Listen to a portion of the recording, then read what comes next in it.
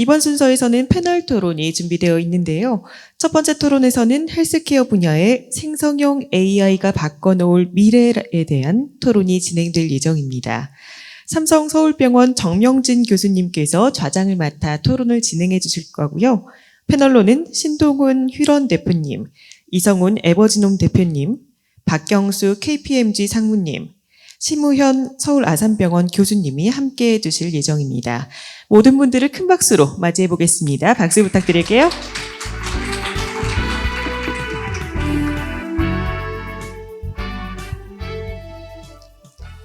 예, 안녕하십니까. 저는 삼성서울병원 AI 연구센터장을 맡고 있는 정명진이라고 합니다. 전공은 이제 영상의학과 의사고요. 오늘 패널 디스커션의 주제가 이제 생성형 인공지능이 바꿔놓을 의료의 미래에 대한 패널을 오늘 진행하고자 합니다. 먼저 패널리스트들을 소개해 드리겠습니다. 첫 번째, 제 옆에 계신 신동훈 교수님은 아주대학교 의과대학을 졸업하시고 아주대학에서 박사학위까지 취득하신 신경과 전문의 교수님이시고요. 대학 졸업 후에 아주대에서 임상 강사를 마치신 후 2012년부터 가천대학교 길병원에서 신경과 교수님으로 현재 정교수로 재직 중이시며 특히 재직 중인 2017년에 이 뇌신경질환 전문 의료 AI 기업인 휴런을 창립하셔서 대표이사를 겸직하고 계십니다. 네.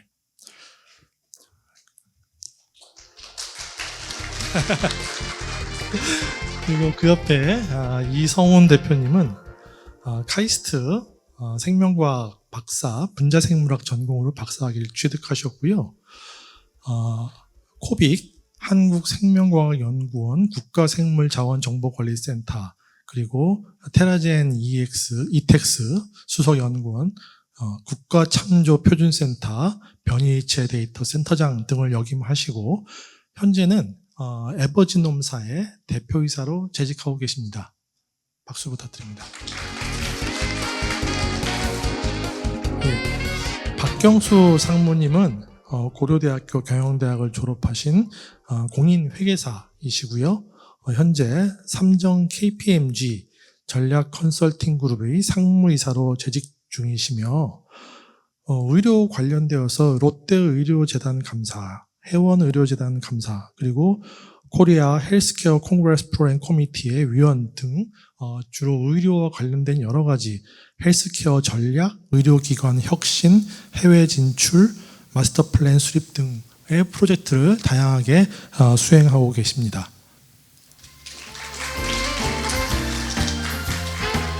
마지막으로 심우현 교수님은 카이스트에서 의료영상 전공으로 공학박사 학위를 취득하셨고요. 현재는 이전에는 하버드 의과대학 이미징센터에서 포닥을 마치신 후 현재는 서울 아산병원 융합연구지원센터 및 영상의학과의 부교수로 재직 중이십니다. 경력상 빅데이터, 클라우드, 인공지능 융합 등의 국가과제를 다수 수행하셨고 뷰노, 루닛, 또 옆에 휴런까지 다양한 의료 AI 기업들의 기술 이전을 10건 이상 하신 그런 경력을 가지고 계십니다.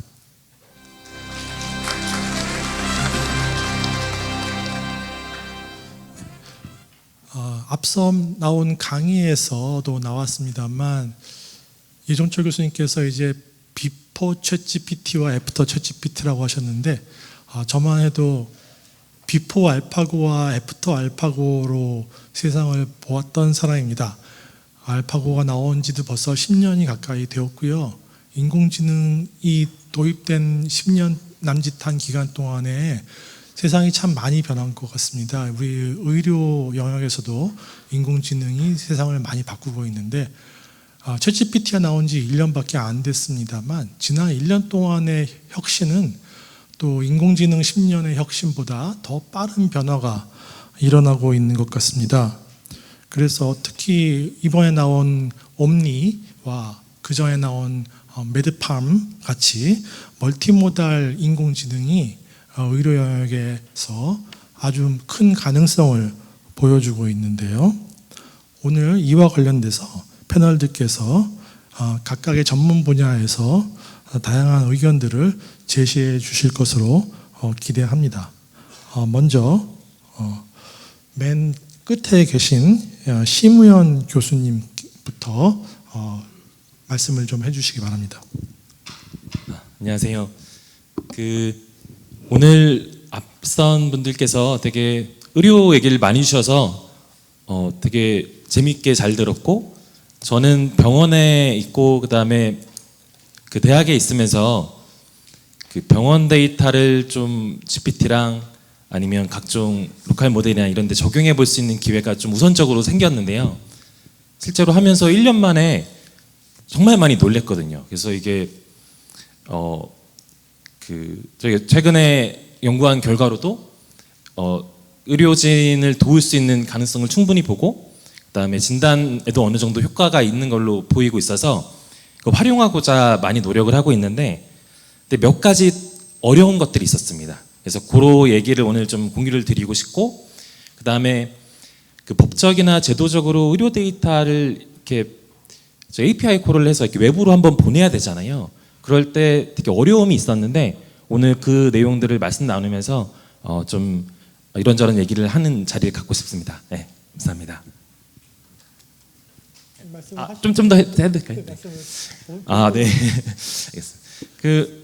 저희가 실제 의료 영상, MRI나 CT 이런 데이터들을 LLM 모델에 이렇게 전송하면서 진단능을 보고, 그리고 성능 평가를 다양한 모델을 이렇게 비교해서 했었는데요. 어려운 것들을 좀 발견했습니다. 아마 앞선 분들이 말씀하신 거랑 비슷한 내용일 텐데, 첫 번째는 처음 모델이 만들어질 때 인터넷에 있는 자료를 기반으로 만들어졌잖아요. 그래서 그냥 일반적인 언어를 하는 데는 큰 어려움이 없는데, 저희가 의료 그 내용을 할 때는 아마 그 많은 분, 여기 보통 분들은 의사분들이 이렇게 얘기하는 전문 용어나 아니면 약어나 이런 것들이 이해하기 좀 어려우시잖아요.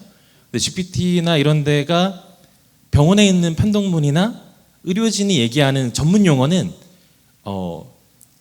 우리가 예상하는 것보다 잘 이해를 못할 수가 있거든요. 첫 번째는 그런 용어들을 알려주는 작업이 필요합니다. 그래서 말뭉치를 알려주고, 이런 용어는 이렇게 되는 거고 이런 약어는 이렇게 되는 거다라는 거를 쭉 알려주는 작업이 필요한데, 여기서 어려움이 좀 많이 생겼습니다. 첫 번째는 병원이 갖고 있는 그 데이터를 그 외부 쪽, GPT나 제미나이에게 전달하는 게 저희가 법적인 문제가, 의료법 관련된 문제가 있고, 두 번째는 병원 내부에서도 요 병원 제도적으로도 약간 어려움이 있었어요. 그래서 저희가 이걸 어떻게 해결할지를 병원하고도 계속 상의 중이고, 그다음에 제도를 바꾸기 위한 노력도 하고 있는데요.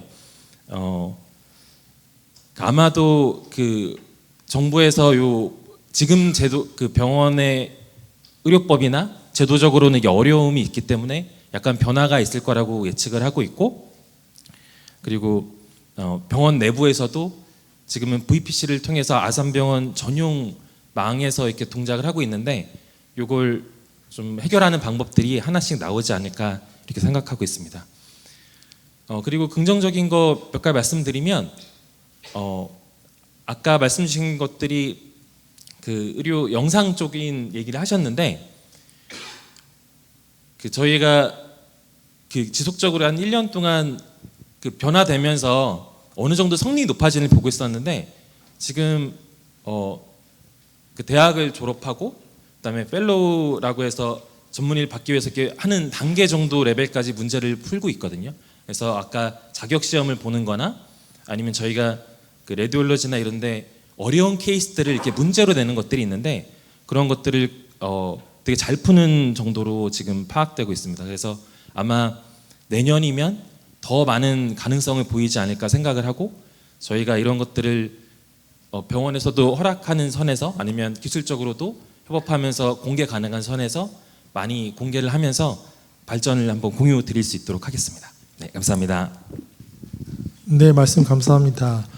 다음은 박경수 상무님께서 자유 발언을 해주시기 바랍니다. 네, 안녕하세요. 저는 삼성 KPMG의 박경수입니다. 이제 AI 기술이나 이런 쪽에서 제가 일을 하고 있지는 않고 디지털 헬스케어 기업들의 비즈니스 모델을 수립하는 부분, 뭐 경제성 평가 그리고 정책을 기획하고 수립하는 업무를 해오고 있습니다. 과거에 이제 디지털 헬스케어 기업들 그리고 오늘 앞에서도 말씀 주신 내용들을 들어보면 진료 현장에서 어떻게 효율성과 효과성을 높일 것인가 그 부분에 대해서 많이 말씀을 주셨고요. 근데 외부에서 봤을 때는 이게 초거대 AI와 의료가 만나면서 의료기관 자체의 어떤 효율성뿐만 아니라 정부에서 지속적으로 노력하고 있는 그런 의료 전달 체계의 효율성도 같이 올릴 수 있는 기회라고 생각을 합니다. 과기부하고 나이파에서 지금 이제 4월에 진행되고 있는 소아, 심리, 정신 그런 부분들도 기존의 어떤 의료기관의 진료를 지원하는 부분도 있지만 대국민의 상담 플랫폼을 만들면서 그런 부분들을 제거하고 있는 부분입니다. 그래서 저는 사실 이제 오늘 말씀드리고 싶은 내용은 정부의 지원과 역할이 매우 중요하고 그 시점이 더 늦어지기 전에 굉장히 기술 속도가 빨리 변하고 있습니다. 그게 말씀드리고 싶은 핵심입니다. 사실 의료 전달 체계가 효율적으로 잘 안 이루어지고 있는 것은 수가도 있을 수 있고 지역 간의 편차도 있을 수 있지만 병원에 안 가도 될 사람이 가고 가야 될 사람이 안 가는 그런 현상 때문에 벌어집니다. 예를 들어서 소아를 예를 들면 응급실에 갔을 때 실제 안 와도 되는 그런 경증 환자들이 막 8, 90%가 되면서 병원 안에서는 굉장히 버든이 커지게 됩니다.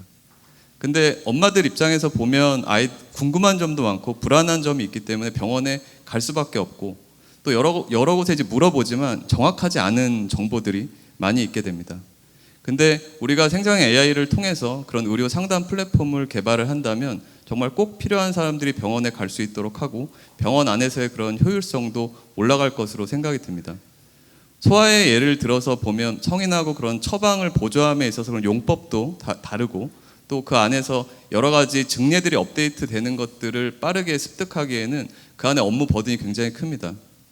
최근에 보시는 것처럼 의료 수요하고 공급이 좀 잘 안 맞는 지역도 있고 질환도 있을 거라고 생각이 듭니다. 그래서 정부 차원에서 보면 지금 시작하는 그런 이제 대상 질환들을 앞으로 좀 지속적으로 확대하는 게 가장 중요하지 않을까라고 생각이 듭니다. 이제 헬스케어 쪽에 과거에는 작은 스타트업 기업들 아까 발표에서도 그런 얘기가 있었습니다. 스타트업 기업들이 기술을 가지고 데이터셋으로 발전을 했다면 큰 기업들이 들어오고 있고 빅테크 기업들이 많이 헬스케어 쪽에 오고 있습니다. 올해 기사 보셨을 수 있지만 오픈 AI에서 데이터 센터 만드는데 130조를 투자를 한다고 합니다. 사실 우리나라 대기업도 그 정도 투자해서 하기가 쉽지 않습니다. 그래서 대규모의 데이터를 여러 주체들이 모아야 하고 또 고성능의 컴퓨팅 성능이 뒷받침이 되어야 합니다. 그런 측면에서 본다면 정부가 그 부분들을 시장을 조성을 하고 만들어가는 그런 과정에서 꼭 역할을 해야 한다고 생각을 합니다. 그리고 그냥 기술을 사업화한다는 그런 이제 경제적인 관점뿐만 아니라 앞서 의료 전달 체계를 말씀드렸던 것처럼 사회 경제적인 효익이 분명히 있는 분야이기 때문에 앞으로도 좀 지속적인 지원이 있었으면 좋겠다라고 생각합니다. 이상으로 마치겠습니다. 네, 말씀 감사합니다. 그 의료라는 거는 이제 저희가 사실은 요즘 의료에 여러 가지 문제가 있지 않습니까? 그래서 의료가 공공재라는 말을 요즘 많이 듣고 있는데요. 그런 차원에서 보면은 이제 민간 기업처럼 경쟁에 맡기는 것보다 정부의 지원이 절실하지 않은가 생각이 됩니다. 다음은 이성훈 대표님께서 자유 발언해 주시기 바랍니다. 그 제프 베이조스가 만든 알토스 랩이라는 그 이제 노화를 쌓아서 이제 젊게 유지하는 이제 그런 회사를 만든 이제 그 회사 이름이 알토스 랩인데 그 알토스 랩이 UCLA하고 공동 연구를 해서 사이언스 어드밴스라는 저널에 논문을 이제 발표를 한 게 있습니다. 그 논문 내용이 약 350종의 포유동물을 한 10,000개 데이터 이상을 분석을 해서 10,000개 후성 유전체, 아까 말씀드린 DNA 메틸레이션이죠. DNA 메틸레이션 정보를 분석을 해서 포유동물의 각각 종의 수명을 아주 정확하게 예측하는 그 알고리즘을 만들었습니다. 그래서 결국 그 DNA 메틸레이션 분석을 잘하게 되면은 그 동물이 몇 살을 살 수 있는지 이제 알게 되는 거죠. 지금은 그게 이제 종 단위에서 이제 연구 결과가 나왔는데 그게 한 단계 내려와서 이제 개개인 레벨로 그 정보가 쌓이게 되면은 이제 한 사람 한 사람의 지금은 이제 유전체 정보 가지고 뭐 당신은 뭐 머리카락 굵기가 어떻게 되니 뭐 키가 어떻게 되는지 그런 걸 알 수 있지만은 당신은 이렇게 살면은 몇 살까지 살 수 있습니다. 그래서 수명을 늘리려면은 어떻게 해야 됩니다 하는 가이드를 받을 수 있는 그런 정보까지 내려올 수 있다고 생각이 됩니다. 그래서 그 시기가 이제 어떻게 보면은 지금 이제 알토스 랩에서 발표한 그 데이터가 그런 어떤 생성형 AI 유전체를 기반으로 하는 생성형 AI의 데이터를 만들어가는 시발점이 되지 않을까 그렇게 생각을 합니다. 이상입니다. 네, 감사합니다. 다음 마지막으로 우리 신동훈 교수님께서 자유 발언해 주시기 바랍니다. 네, 제가 이제 바라보는 의료 시장은 일단 일반적인 그 상품이 공급과 수요로 결정되는 그런 시장과는 조금 다른 특징을 가지고 있습니다. 그래서 이제 의료 기술, 우리 기기의 어떤 개발, 그리고 이 개발된 의료기기의 인허가, 그리고 인허가 받은 기기가 실제로 활용됐을 때의 보상 체계, 이런 것들이 전부 어떤 나라든 의료 규제, 그 레귤레이션이 있고 그 안에서 돌아가게 되어 있습니다. 그래서 이제 그 생성형 AI에 대해서 이제 말씀을 드리자면 이제 구글도 영어, 중국어로 구성된 다양한 카테고리의 대규모 데이터셋, 예를 들면 EMR이나 랩 데이터 혹은 뭐 메디컬 텍스트, 제노믹스 이런 것들의 데이터셋을 구축을 해 놓았고 이게 있었기 때문에 이거를 활용을 해서 그리고 또 다양한 장기별 이미징 데이터셋 이런 것들이 잘 구축이 되어 있고 이게 있었기 때문에 파운데이션 모델 기반의 제너러티브 메디컬 AI인 메드팜 M 이런 것들을 이제 제공하고 있습니다. 이들의 성능이 매년 굉장히 비약적인 성능의 개선을 보여주고 있죠.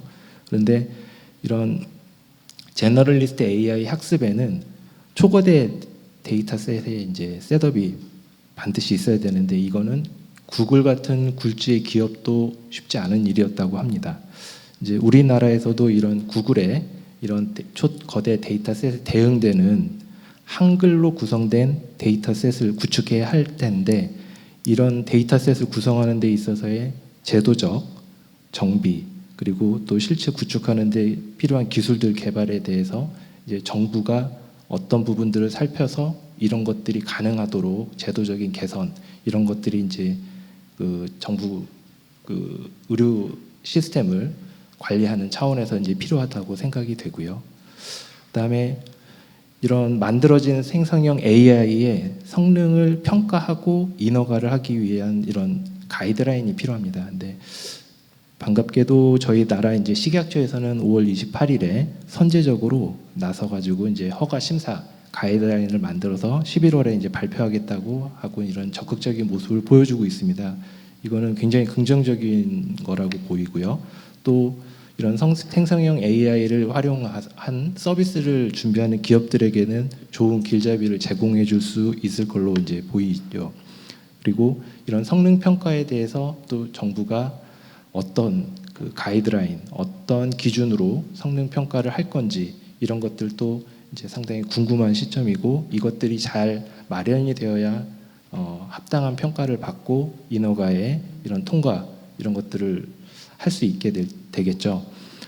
근데 이제 또 중요한 거는 활용이 됐을 때의 어떤 보상 체계 이것도 굉장히 중요한 거죠. 이제 결국 회사라는 거는 비즈니스 모델을 통해서 수익을 내야만 그들이 받았던 투자 그리고 이제 이들의 투자를 도왔던 뭐 여러 가지 회사들과 이게 선순환이 이루어질 텐데 그렇기 때문에 이런 기술 개발과 인허가 여기에 관련된 정책과 이런 제도의 정비도 중요하지만 이런 기술을 활용을 했을 때의 보상 체계가 어떻게 잘 갖춰져야 되는지에 대한 논의가 처음 기술 그리고 의료 기기의 개발 단계에서부터 미리 같이 고민하고 만들어 놓아야 이런 이제 어떤 대기업도 있지만 주로 이런 벤처 스타트업들이 이제 창의적인 어떤 아이디어를 가지고 초거대 AI를 활용한 놀라운 기술의 제품을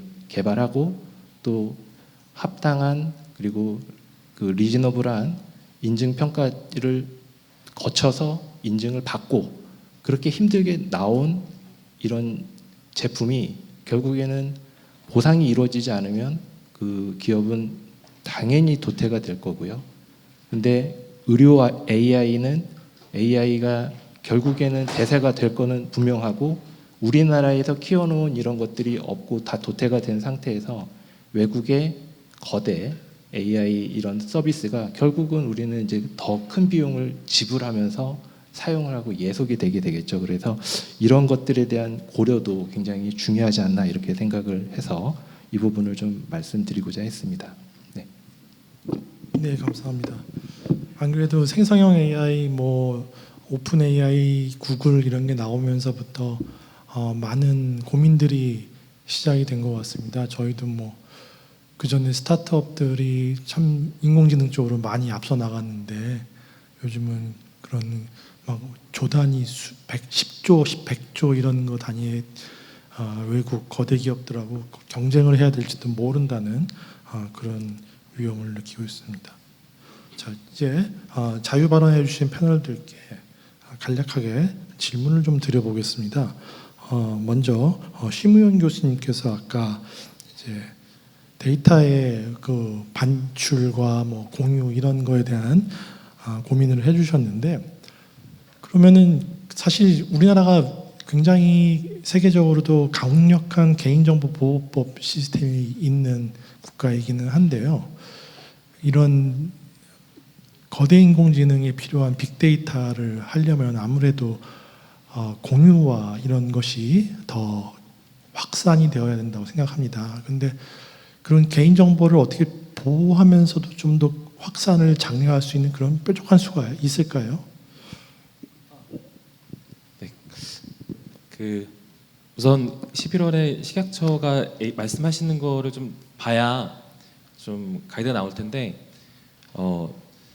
지금까지는 그 마땅히 아직까지는 좀 준비가 덜 된 것 같고요. 그러니까 아까 중국처럼 좀 제도가 좀 느슨한 데서 먼저 치고 나갈까 봐 저희는 걱정하는 편이고 병원이나 이런 그 아마 데이터를 갖고 있는 데서는 아까 네이버나 그 카카오도 비슷했을 것 같아요. 그러니까 외부에는 얘기를 못하면서 내부적으로 학습을 아마 하고 있을 거거든요. 아산병원도 아산에서 따로 구축을 해서 아산병원 데이터로 하고 있지만 외부랑 협력하는 건 되게 보수적으로 하고 있는 상황이라 먼저 정부에서 뭔가 이렇게 하는 것까지는 허가한다라는 가이드라인이 있어야 그래야 움직이는 게 좀 자유로워질 것 같습니다. 근데 그 아이디어를 이제 말씀 주셨는데 거기가 이제 약간 저도 조심스러워서 제가 먼저 조심스럽게 말씀을 드린다면 예전에 저희 다 데이터 3법 하면서 그 피식뼈라 하는 얘기를 쭉 했잖아요. 그래서 학습하는 쪽에서는 조금 느슨하게 먼저 풀어주고 그다음에 아까 활용하는 단을 두 가지를 나눠서 봐야 된다고 좀 생각하거든요. 그러니까 저희가 거대 인공지능 학습이 있고 환자 데이터를 거대 인공지능에 보내면서 활용하는 케이스 이 두 개를 좀 나눠서 정부가 봐줬으면 좋겠고요. 그렇게 해서 학습하는 쪽에서는 먼저 좀 특정 조건을 만족하면 활용할 수 있게 풀어주고 그다음에 인허가나 이런 쪽 말씀 주셨는데 저희가 환자 데이터나 이런 그 민감한 자료를 검증하는 단에서는 다시 한번 제도를 다시 만드는 게 유리하지 않을까 이렇게 생각하고 있습니다. 프리서티처럼 뭐 해외 기업에다가 데이터를 제공하는 것은 조금 어렵지만 국내에 어느 정도 이제 인증된 특정 기업 몇 개를 선정을 해서 그런 회사들한테는 조금 그런 규제를 뭐 규제 샌드박스처럼 일시적으로 학습이 가능하도록 허용하는 그런 게 가능하지 않을까요? 그것도 충분히 아마 그 KPMG랑 이제 펜서 과제하면서 그 논의를 되게 오래 했던 걸로 기억하는데요. 그 규제 샌드박스는 정말 좋은 아이디어인 것 같습니다. 예. 두 번째로 그 박경수 상무님께서는 이제 이 역시 생성형 AI 시대에 우리 국내 기술의 자립화를 위해서 정부에서 많은 지원이 필요하다고 말씀을 해주셨는데 사실 지금 정부에서 뭐 나름 여러 가지 뭐 말뭉치 사업도 하고 있고 이번에 하는 것 같은 나이파에서 초고대 인공지능 사업도 여러 가지 하고 있는데 그 밖에도 좀 더 뭔가 저희가 요청을 드릴 만한 그런 부분이 있을까요? 네, 그 앞서 말씀드린 것처럼 이번에 진행하는 소아나 심리, 정신이나 영역을 잘 정하신 것 같습니다. 근데 한두 개의 영역이 아니라 이제 다른 질환, 다른 대상, 아까 AWS에서도 의료 격차를 해소한다는 그런 워딩을 써주셨는데 그런 국가적인 차원에서 우선순위를 정해서 질환을 확대하는 게 필요하다라는 생각이 들고요. 또 하나는 기존의 디지털 헬스케어 솔루션들이 의료기관에서 사용하는 B2B였다면 생성형 AI는 B2B도 있고 국민이 쓴 B2C까지 확장이 될 수 있다고 생각을 합니다. 근데 그렇기 때문에 제품을 개발하는 단계까지 지원하는 것도 있지만 잘 쓰도록 홍보를 많이 해주는 것이 저는 필요하다고 생각합니다. 저도 업무하면서 과거에 챗GPT 잘 안 써봐서 익숙치 않았는데 계속 쓰다 보니까 좀 더 정확한 답을 얻을 수 있는 방법 그리고 새로운 업그레이드된 버전이 나왔을 때 훨씬 더 잘 활용할 수가 있었습니다. 그래서 그런 뭐 디지털 리터러시 같이 그런 부분들을 올릴 수 있는 부분도 정책적으로 지원해주면 좋겠다라는 생각이 들고요. 세 번째로는 이제 사용성 검증 부분입니다. 이제 기업 입장에서는 좋은 기술로 좋은 제품을 만들었다고 생각을 하시지만 실제 좋은 제품이고요. 근데 현장에서 썼을 때는 격차가 있는 것들을 과거에도 많이 확인을 해봤습니다. 이제 의료 현장에서 쓰는 효과, 뭐 이제 유효성 그런 사용성 검증을 통해서 이게 성능을 검증하는 게 필요하고 또 사용자 만족도를 통해서 이 부분을 지속적으로 개선하는 게 필요합니다. 생성형 AI의 경우에는 데이터들이 지속적으로 쌓여야 되고 또 대국민이 쓰는 그런 의료 정보라면 정확한 정보가 전달되는 게 매우 중요합니다. 그래서 개발하고 홍보하는 것뿐만 아니라 그런 개발된 제품들이 지속적으로 업그레이드 될 수 있도록 그런 사용성 검증까지 지원을 해준다면 전체적으로 뭐 생태계가 조성되고 사업화되고 또 이제 국민 건강 올리는 데도 기여할 수 있을 것이라고 생각합니다. 네, 감사합니다. 이성훈 대표님께서는 이제 유전체 분야에서의 제네AI의 한계에 대해서 말씀해 주셨는데 그 제네AI 자체 문제는 아니고 이제 데이터가 부족해서 지금 벌어지고 있는 문제 아니겠습니까? 근데 그 제가 데이터 부족이라고 하시니까 그 영국 그 아까 보여주신 뭐 진 잉글랜드 뭐 이런 것처럼 우리나라도 지금 국밥익 사업 뭐 해가지고 100만 명 이런 거 이제 기획을 하지 않습니까? 그런 게 다 정말 100만 명 데이터가 모이면 그때는 충분히 활용이 가능할까요? 아니면 그때가 돼도 또 아직 부족합니다가 되는 걸까요? 네. 이제 그 숫자도 중요하고 이제 그게 얼마나 가치 있는 정보들이 연결되어 있는지 그래서 그걸 진짜 AI 지금 우리가 알고 있는 굳이 뭐 AI를 쓰지 않더라도 할 수 있는 그런 영역의 데이터 분석이 있고 복잡도가 되게 높아서 충분한 그 정보를 가지고 있는 충분한 숫자의 데이터를 이제 트레이닝 시킬 때 이제 AI가 이제 가치가 있어지겠죠. 이제 그런 데이터를 얼마나 잘 구성을 할 수 있느냐가 이제 문제가 될 거라고 생각이 됩니다. 그래서 데이터 생산 쪽에서는 그런 이슈가 있고, 그 다음에 그걸 그러면은 정말 양질의 그 트레이닝을 시킬 수 있는 기관이 맡아가지고 그걸 할 수 있냐, 그거는 이제 두 번째 문제겠죠. 그래서 이제 제도적으로 그런 데이터를 그 실력이 있는 사람들이 뭐 어떤 목적에 의해서 그 활용할 수 있도록 그 문을 열어주는 이제 그런 어떤 제도적인 그런 장치가 있어야 될 거라고 생각이 되는데, 지금까지 우리나라에서 특히 이제 제가 속해 있는 유전체 분야에서는 그런 사례가 별로 없었습니다. UK 10K 이제 방금 말씀하신 영국 그 윤체 프로젝트 같은 경우에는 전 세계적으로 어떤 조건을 갖추면은 다 활용할 수 있도록 문을 열어놨고, 그 다음에 그 장이 그 사기업의 CEO를 맡았던 사람들이 그걸 운영하고 있어서 지금 아주 성공적인 사례로 지금 운영되고 있는 사례로 지금 인식들이 되고 있습니다. 그래서 이제 그 부분에 대해서 다시 정리를 하면은 얼마나 그 실험 데이터 디자인이 잘 돼 있냐, 그 다음에 그 만들어진 데이터를 활용할 수 있도록 이제 제도적으로 이제 받쳐줄 거냐, 이제 그 포인트가 좀 두고 봐야 될 일이라고 생각이 됩니다. 그 좀 비교할 만한 게 이제 신약 개발, 단백질 쪽의 신약 개발 그 알고리즘들이 뭐 알파폴드 이제 여러분들 다 들어보셨을 텐데 알파폴드 2가 나왔고 한데 그 알고리즘이 공개가 되고 있습니다. 그러니까 그게 사기업에서 만든 데이터임에도, 그러니까 알고리즘임에도 불구하고 퍼블릭하게 지금 공개를 하라는 이제 세계적인 압력이 계속 주고 있기 때문에 어쩔 수 없이 공개를 하게 되는데, 그 이유가 그 알파폴드 알고리즘을 AI를 트레이닝을 시키기 위한 실험 데이터, 단백질 실험 데이터, 주로 이제 프로틴 데이터 뱅크라는 그 PDB라고 이제 불리는 그 옛날부터 쭉 해오던 그 실험, 엑스레이 크리스탈로그래피나 NMR 같은 이제 그런 아주 정교한 실험 데이터들이 올라와 있는, 그래서 실험 데이터가 한 20만 건 정도 올라와 있고요.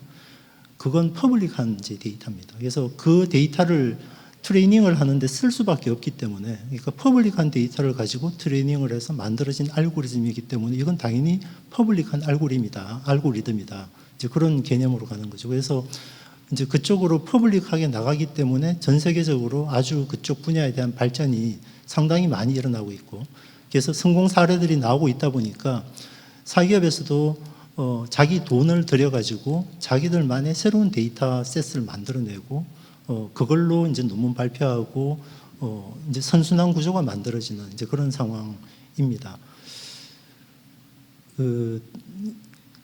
저희 유전체 분야에서 아까 이제 국가 바이오 빅데이터 산업이 이제 그런 어떤 선순환 구조를 돌릴 수 있는 그 어떤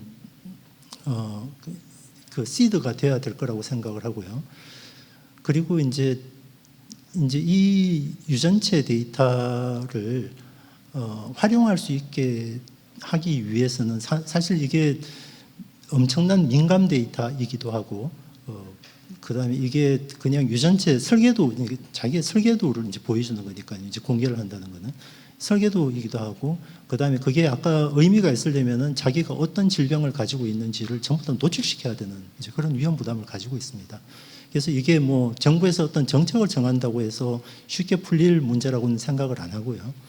근데 이제 이런 논의가 벌써 뭐 한 10년 전부터 계속 있어 왔는데, 그 중에 하나가 시장 경제에 맡기자라는 겁니다. 그러니까 뭐 예를 들면 개인적인 차원에서는 데이터 모네타이제이션이라고 이제 자기 데이터를 돈을 받고 파는 거죠. 그래서 나는 예를 들어서 뭐 어떤 질병에 걸려 있고, 그래서 질병에 걸려 있는 내 증상은 이런 증상이 있고, 그래서 그게 10년 추적 데이터를 내가 이만큼 가지고 있고, 그리고 내 유전체 데이터는 이런 게 있는데 내 데이터는 한번 활용하는데 100만 원이야. 사가려면 사가. 이제 이렇게 하는 거죠. 그래서 그런 논의들도 여러 차례 있어 왔고, 그리고 지금은 이제 블록체인 기술도 상당히 이제 그 올라왔기 때문에 충분히 시장 경제에 맡겨서 그런 어떤 데이터 모네타이제이션 제도를 만들 수 있다면은 그게 하나의 어떤 데이터를 공유할 수 있는 되게 좋은 밑거름이 될 거라고 생각하고요. 그래서 개인적인 차원에서는 그렇고, 기업에서 아마 활용할 수 있는 어떤 디자인이 있다면은 그런 거를 같이 이제 만들어 나가고, 그래서 이제 그렇게 되면은 한 곳의 기업에서만 만드는 그런 어떤 부담을 많이 줄이면서 뭐 몇 개 기업이 이렇게 연합을 한다든지, 아니면은 그 검사를 받는 사람도 자기가 그 가치를 가지게 되는 거니까 좀 싸게 할 수 있는 이제 그런 상황이 되지 않을까 이제 그렇게 생각을 합니다. 그리고 정부 차원에서는 그런 그 산업이 활발하게 일어날 수 있도록 그 제도적으로 어떤 뒷받침을 만드는 이제 그런 노력도 필요할 거라고 생각합니다. 네, 감사합니다. 마지막으로 신동훈 교수님께서는 이제 AI 의료기기 또는 AI 제품 이런 거에 대한 이제 식약처의 인허가 프로세스 보상 체계 이런 거에 대한 고민을 말씀해 주셨는데 혹시 휴론에서도 생성형 AI를 연구를 하고 계십니까?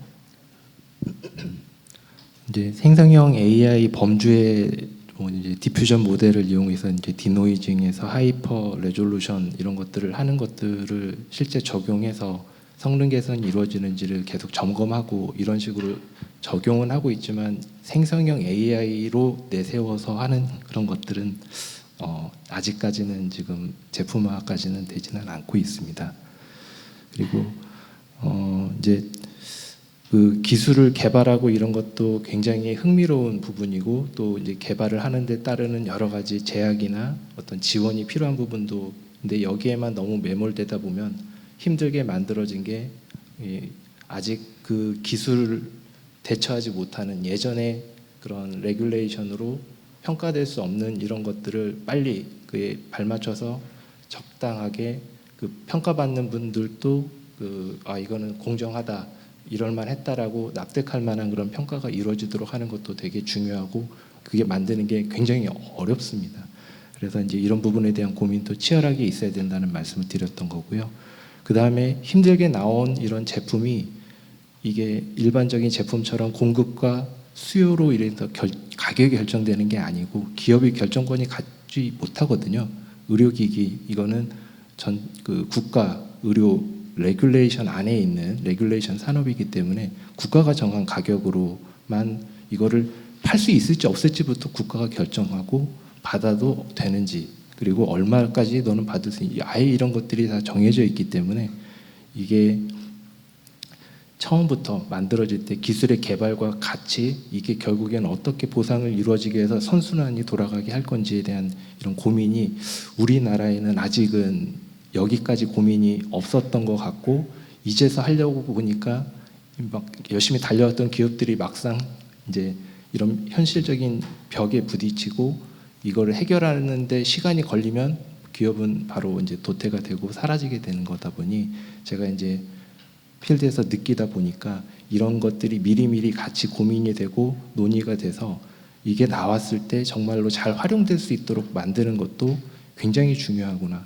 그리고 여기에 대한 그 연구와 정부의 이제 어떤 지원 그런 사회적인 합의 이런 것들이 필요하다라는 생각에 그런 말씀을 드렸습니다. 네. 그런 점에서 생성형 AI 인허가 가이드라인을 올해 안에 만들겠다고 하신 우리 식약처는 굉장히 아마 세계 최초가 아닌가 싶은데요. 제가 이렇게 보니까 기존의 의료 인공지능, 그러니까 인공지능 의료기기 심사 가이드라인이라는 거는 비교적 이 무엇을 맞추고 하는 정답지가 명확한데 반해서 생성형 AI로 가야 되면은 사실 들어오는 정보도 다양하고 나오는 정보도 다양하기 때문에 어떻게 채점을 하고 정확도를 어떻게 평가해야 될지 참 난감할 것 같아요. 그래서 그런 점에서 혹시 심우현 교수님께서 최근에 그 유사한 연구를 아마 퍼블리시가 됐나요? 아니면 억셉트 상태이신가요? 액셉트 된 상태입니다. 네. 그래도 빅저널에 억셉트가 되셨는데 그거 간단하게 코멘트를 좀 해주시겠습니까? 우선 연구는 저희 영상 의료 영상 데이터 MRI나 CT를 지금 알려져 있는 GPT나 제미나이나 클러드나 이런 데다가 쭉 얼마나 맞추는지 그 진단 평가를 하는 거였고 영상과 환자의 히스토리를 주면서 어떤 병인지 가능성을 맞추는 질문을 했고요. 그 후보를 한 3개 정도를 뽑아줘서 그 안에 이게 실제 환자의 그 진단명이 있는지를 검사하는 걸 했습니다. 결론적으로는 아까 말씀드린 것처럼 그 수련을 받은 펠로우 정도 레벨 정도까지는 나오는 걸 확인했고요. 저희가 아까 전에 그 예전 인공지능은 저희가 2등급으로 의료진을 돕는 정도로 이렇게 해서 일부러 가는 경우도 있고 아니면 진단을 아예 해버리는 경우도 있었잖아요. 근데 아마 제너레이티브 AI를 사용하는 요거는 2등급 정도로, 그러니까 이런 것들을 놓치면 안 된다 정도로 해서 허가를 받는 쪽으로 가야 좀 쉽게 넘어갈 것 같고, 저희가 그 논문과 실제 병원 데이터들을 공개할 수 없는 그 테스트를 여러 가지를 하면서 느꼈던 거는 그러니까 저희가 템퍼러처를 0으로 해서 같은 영상을 보냈음에도 불구하고 답이 달라지는 경우를 늘 목격을 했거든요. 그래서 저희가 인허가를 받을 때는 이게 정답률이나 효용성보다는 그 로버스트니스를 보고 안정성을 보는데, 이게 트라이마다 약간 다른 경우가 있다면 그거를 아마 식약처나 이런 심사할 때 그러니까 상용화 레벨에서 많이 보지 않을까 생각을 하고 있고, 저희는 실제적으로는 한 번 보내서 한 번 답을 온 걸 가지고 이렇게 뭔가 하지 않고 여러 번 반복하고, 그리고 그 하나의 모델에 보내는 게 아니라 여러 개의 모델을 비교하면서 우리가 놓치고 있는, 진단할 때 놓치고 있는 게 없는지를 이렇게 보는 정도로 활용하려고 하고 있습니다. 그래서 아마 만약에 사업화가 되면서 기업이 뭔가를 하려고 할 때 우선 2등급 정도로 해서 보조 수단으로 활용하고, 그다음에 이게 확정이 아니라 의료진이 놓칠 수 있는 거를 좀 더 고려할 수 있는 정도로 가면 우리가 먼저 선제적으로 활용 케이스들을 많이 만들 수 있지 않을까 이렇게 생각하고 있습니다. 네, 감사합니다. 아까 네이버에서도 사내의원에서 여러 가지 생성형 AI를 활용하는 예제를 보여주셨는데 정말 굉장히 다가온 미래라는 생각이 듭니다. 뭐 5년 뒤, 10년 뒤가 아니라 당장 내년부터라도 인턴 다 없어지고 AI가 인턴 역할을 하는 세상이 오는 게 아닌가 싶은 생각이 들기도 하는데, 그런 식으로 여러 가지 또 안정성과 이런 거에 대한 게 우려스러운 면도 많이 있는 것 같습니다. 오늘 패널 디스커션은 이걸로 시간 관계상 마친 걸로 하겠습니다. 수고해 주신 패널들께 감사드립니다.